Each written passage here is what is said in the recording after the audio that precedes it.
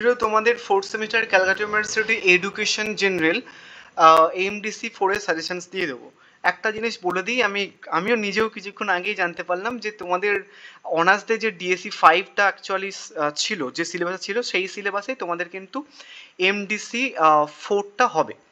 তো আমি নর্মালি হচ্ছে তোমাদের সাজেশন ভিডিও পোস্ট করার আগে বা ভিডিও করার আগে আমি জাস্ট কোয়েশ্চেন্সটা দেখলাম যে বেসিক্যালি এই এডুকেশন অনার্সদের জন্য যে ডিএসসি 5-এর সাজেশন পোস্ট করেছিলাম আমি, সেখানটার প্রত্যেক কটা অধ্যায় থেকে, তোমাদের তো 3টে অধ্যায়, প্রত্যেক কটা অধ্যায় থেকে ফার্স্ট যে প্রশ্ন রেখেছিলাম সেটাই ওদের পড়ে গেছে।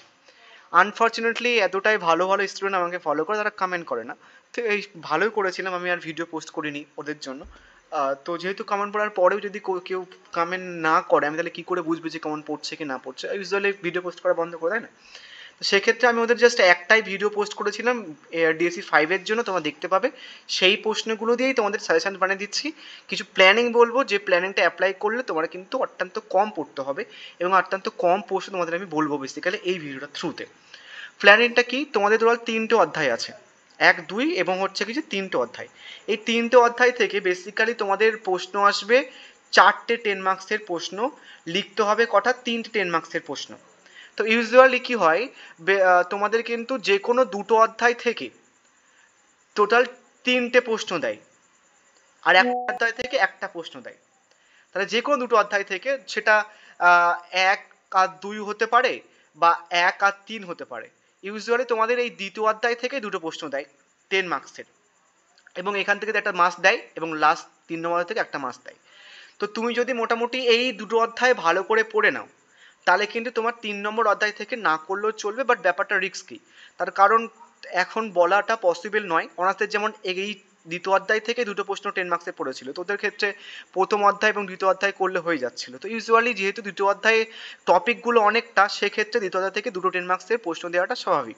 তো সেক্ষেত্রে তুমি অধ্যায় 1 এবং অধ্যায় 2টা ভালো করে যাও, এবং অধ্যায় 3টা জাস্ট ইম্পর্টেন্ট প্রশ্নগুলো দেখে যাও, তাহলে কিন্তু মানে তোমার অনেকগুলো প্রশ্ন কম পড়তে হবে। মানে তোমার এই অধ্যায় থেকে যে কটা প্রশ্ন আমি রেখেছি, দেন সেই কটা প্রশ্ন সবগুলো করে যাও ফর 10 মার্কস 5 মার্কস, এবং তৃতীয় অধ্যায় থেকে জাস্ট 10 মার্কসের প্রশ্নগুলো করে যাও, তাহলে কিন্তু অত্যন্ত কম পড়তে হবে। ঠিক আছে?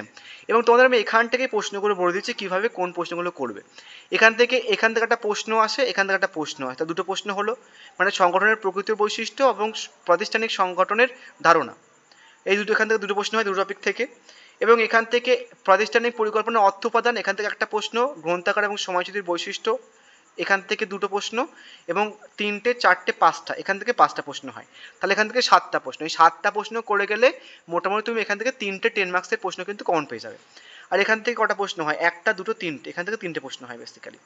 তো 7 প্লাস 3, এই 7 আর 3টে 10টা প্রশ্ন করলে তুমি 4টে 10 মার্কসের প্রশ্ন কমন পেয়ে যাবে, 6টা 5 মার্কসের প্রশ্ন তুমি কিন্তু কমন পেয়ে যাবে। 5 মার্কসের প্রশ্ন টোটাল 5টা লিখতে হয়, বা 6টা পেয়ে যাবে এই 10টা প্রশ্ন করে গেলে। ঘুরিয়ে ফিরে প্রশ্ন আসবে, কেমনভাবে ঘুরে আসবে সেটা দেখলেই হয়ে যাবে। এবার চলো কোশ্চেন্সগুলো দেখে নাও। একদম ফার্স্ট প্রশ্ন, যেটা আমি ওদের জন্য রেখেছিলাম, আমি জাস্ট ভিডিওটা করার আগে দেখলাম যে এই প্রশ্নটাতে কমন চলে এসেছে। তো এমন নয় যে অনার্সদের যে প্রশ্নগুলো চলে এসছে দেন সেই প্রশ্নগুলো তোমাদের আসবে না, তোমাদের কিছু টেকনিক্যাল টার্ম কিন্তু একটুখানি শিখতে হবে। এই যে প্রাতিষ্ঠানিক বা প্রাতিষ্ঠানিক সংগঠন না দিয়ে তোমাকে বিদ্যালয় সংগঠন দিতে পারে, তো বিদ্যালয় সংগঠন এবং প্রাতিষ্ঠানিক সংগঠন কিন্তু একই, এবং আরও কিছু কিছু জিনিস আছে যেগুলো কিন্তু ঘুরে ফিরে দেয়, দেন সেটা কিন্তু ভালো করে বুঝতে হবে, আদারওয়াইজ মনে হবে যে কোশ্চেন্স কমন আসেনি। তো তোমরাও কিন্তু ওদের যেমন দুটো বলেছিলাম, আমি অনার্সে দুটো বলেছিলাম, 1 এবং 2 বলেছিলাম, তোরা একটা এখান থেকে অন পেয়ে গেছে। তোমরাও এই দুটো করবে। কেন দুটো করবে? এই প্রশ্নটা করে নিলে এটা হয়ে যাবে আর এটা হয়ে যাবে। তো সেক্ষেত্রে তুমি যদি এই দুটো করে নাও, তাহলে কিন্তু যদি এটাও আসে, এই দুটো আসে, তাহলে কিন্তু লিখতে পারবে। তাহলে এখান থেকে দুটো প্রশ্ন করলে হয়ে যাচ্ছে তোমার এখান থেকে। এবং 5 মার্কসের প্রশ্ন তুমি যদি চাও করতে পারো, কেননা সংগঠনের কি বলছো ডেফিনেশনসগুলো বা সংজ্ঞাগুলো এখান থেকে হয়ে যাচ্ছে, তোমাকে জাস্ট ধাপ আর গুরুত্বটা পড়তে হবে। এবং গুরুত্বটাও তুমি যদি বৈশিষ্ট্য পড়ে নাও সেটা দিয়ে হয়ে যাচ্ছে। দেন কার্যাবলী, তুমি যদি কার্যাবলীটা ভালো করে এখান থেকে বৈশিষ্ট্য পড়ে নাও বা নীতি পড়ে নাও, সেক্ষেত্রে কিন্তু কার্যাবলী হয়ে যাচ্ছে, এবং বৈশিষ্ট্য পড়ে নিলে কিন্তু সুবিধা অসুবিধা হয়ে যাচ্ছে। তো যদি বুদ্ধি করে লিখতে পারো, 3টার করতে হবে না ফর 5 মার্কসের জন্য, এখান থেকে দুটো করলে হয়ে যাবে। দুটো হলো। এবার আছে 3 নম্বর অধ্যায় থেকে। 3 নম্বর অধ্যায়ে ওদের এই প্রশ্নটা এসেছিল, এবং আর একটা প্রশ্ন এসেছিল যে এই প্রশ্নটা বললাম, এই বিদ্যালয়টাকেই প্রাতিষ্ঠানিক বলা হয়, এবং স্বাস্থ্যটাকেই বেসিক্যালি তোমাকে চিকিৎসা দিতে পারে, চিকিৎসা। ঠিক আছে? তো বিদ্যালয়কে বলবে প্রাতিষ্ঠানিক স্বাস্থ্য বা বিদ্যালয় স্বাস্থ্য পরিষেবা বা প্রাতিষ্ঠানিক চিকিৎসা পরিষেবা, ওটাকে কিন্তু ঘুরে ফিরে দেয়। তোদের এটা পড়েছে আর এটা পড়েছে, তো তোমাদের কিন্তু বাকি 3-এর দাগের প্রশ্ন, 4-এর দাগের প্রশ্ন এবং এই 1-এর দাগের প্রশ্ন, এই যে 3টে প্রশ্ন, এই 3টে প্রশ্ন করে গেলেও তুমি কিন্তু একটা 10 মার্কসের প্রশ্ন এখান থেকে কমন পেয়ে যাবে, আর কোনো প্রশ্ন এখান থেকে না করলেও চলবে। বা যেটা প্রথমে প্ল্যান বললাম যে তুমি যদি প্রথম অধ্যায় এবং দ্বিতীয় অধ্যায় সব কটা প্রশ্ন করে নাও, 3 নম্বর অধ্যায় থেকে জাস্ট 10 মার্কসের প্রশ্নগুলো পড়লেই হয় বেসিক্যালি। ঠিক আছে, তোমার ইচ্ছা, হয় তুমি এখান থেকে 3টে গুলো পড়বে, আদারওয়াইজ 1 থেকে এই 6 অবধি করবে, দেন এই অবধি করলেও কিন্তু হয়ে যাবে। এখান থেকে বাদ বাকি যা প্রশ্ন দেখতে পাচ্ছ করলে করতে পারো, যা আসবে এর মধ্যে থেকে আসবে, এবার কোনো প্রশ্ন আসবে না। এবার আসি 3 নম্বর অধ্যায়। এখানে একটা প্রশ্ন দেখে নিতে পারো যে বিদ্যালয় স্বাস্থ্য পরীক্ষার নীতি সম্বন্ধে আলোচনা করো। তৃতীয় অধ্যায় আমি বেশি রাখিনি, তার কারণ প্রথম দুটো অধ্যায় খুব ভালো করে করলে তৃতীয় অধ্যায় থেকে জাস্ট 10 মার্কসের প্রশ্নগুলো করলে হয়ে যাচ্ছে, 5 মার্কসের প্রশ্ন না করলেও চলবে, কারণ 5 মার্কের জন্য আমি রাখিও নি। ওদের যেমন এই প্রশ্নটা পড়ে গেছে অনার্সদের, তাহলে তোমাদের মানে প্রত্যেকটা টপ মানে অধ্যায়ের প্রথম প্রশ্ন ওদের কমন ছিল, এটাকে একটু ঘুরে দিয়েছে, লক্ষ্যটাকে উদ্দেশ্য দিয়ে দিয়েছে একই, এটা পড়ে গেছে। তুমি যদি দেখো তাহলে দেখবে প্রত্যেক কটা অধ্যায়ের ফার্স্ট প্রশ্ন ওনাদের কমন ছিল, বাট কেউ কমেন্ট করেনি, এত ভালো স্টুডেন্ট আমরা, সেই জন্য পোস্টও করিনি আমি সাজেশন পড়ে।